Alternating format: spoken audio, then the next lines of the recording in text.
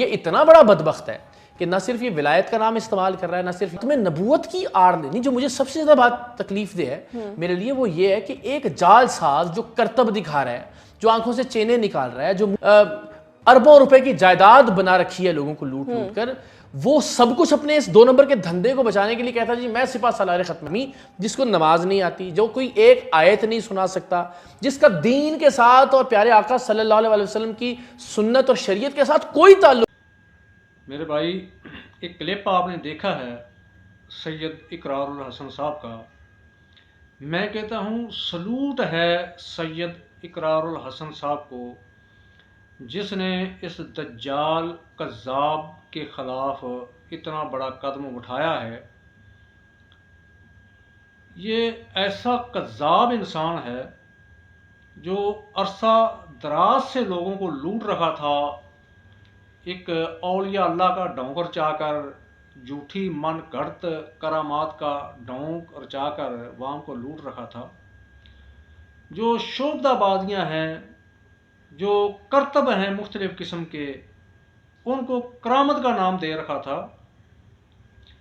اس خبیث کو یہ بھی نہیں پتا کہ کرامت اللہ کی طرف سے ظاہر ہوتی ہے کسی اولیاء اللہ کے ہاتھ پر، اور وہ اچانک ظاہر ہوتی ہے، اس کا کوئی ٹائم نہیں ہوتا. اور یہ جناب ایک پلاننگ کے تحت، ایک پورے پراپوگنڈے کے تحت، وہ زبان سے، منہ سے کیل نکالنا، بلیڈ نکالنا اور مختلف قسم کی وہ گولیاں نکالنا، یہ ایک شعبدہ بازی تھی. تو سید اقرار الحسن صاحب نے بڑی محنت کی ہے، بڑی ایفٹ کی ہے، اس کے پیچھے ان کی بڑی محنت ہے، اور پتہ نہیں وہ بیچارہ کب سے لگا ہوا تھا اس کی کھوج لگانے میں کہ یہ جو اس کی یہ شعبدہ بازی ہے کسی نہ کسی طریقے پکڑی جائے. اور اس نے اس کو پکڑ کر بے نقاب کیا ہے، اور لوگوں کے سامنے پریکٹیکل طور پہ کر کے دکھایا ہے کہ ایسا بھی ہو سکتا ہے. تو یہ میں سمجھتا ہوں کہ یہ جو کام سید اقرار الحسن صاحب نے کیا ہے نا، یہ کام اس وقت کے جو علماء ہیں ان کو کرنا چاہیے تھا، جو مفتیان ہیں ان کو کرنا چاہیے تھا، جو صحیح عالم ہیں، جو عامل قسم کے لوگ ہیں، جو حقیقت میں عامل ہے، جنات وغیرہ نکالنے والے، یہ ان کو اس کے اوپر سرچ کرنی چاہیے تھی کہ آیا کہ یہ شعبدہ بازی ہے یا وہ کرامت ہے. لیکن انہوں نے نہیں کی. جب سید اقرار الحسن صاحب نے اس کو پکڑا، اس کو بے نقاب کیا، تو پھر علماء کے بیان بھی آنے شروع ہو گئے کہ انہوں نے بہت اچھا کیا، یہ فراڈیا تھا، ڈونکی تھا.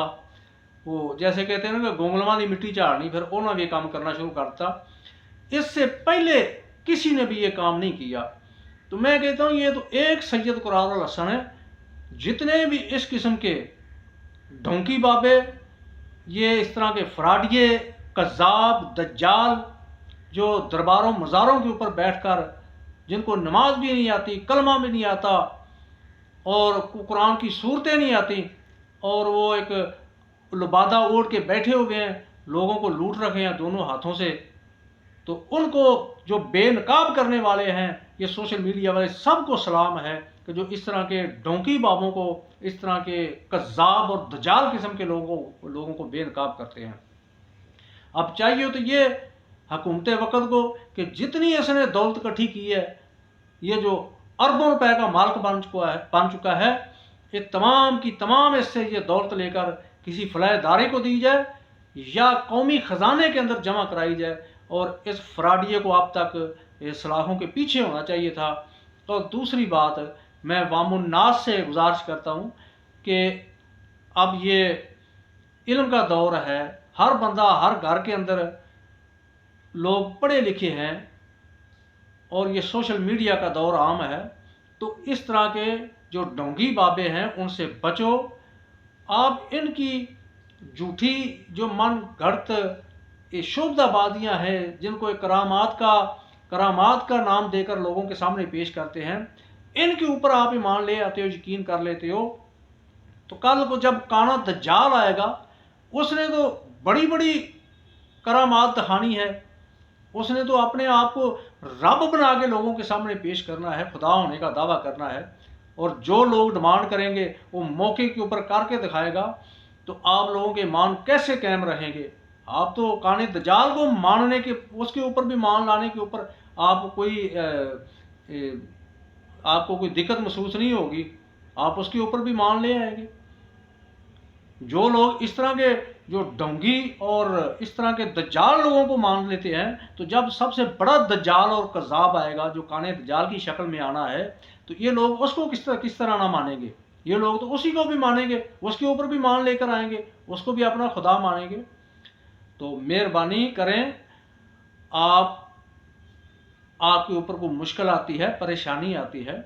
آپ اللہ رب العزت کا دروازہ کھٹکھٹائیں، علماء سے رہنمائی لیں، آپ نماز پڑھیں، اللہ سے دعا کریں، بجائے اس کے کہ آپ اس طرح کے جو دجال قسم کے لوگ ہیں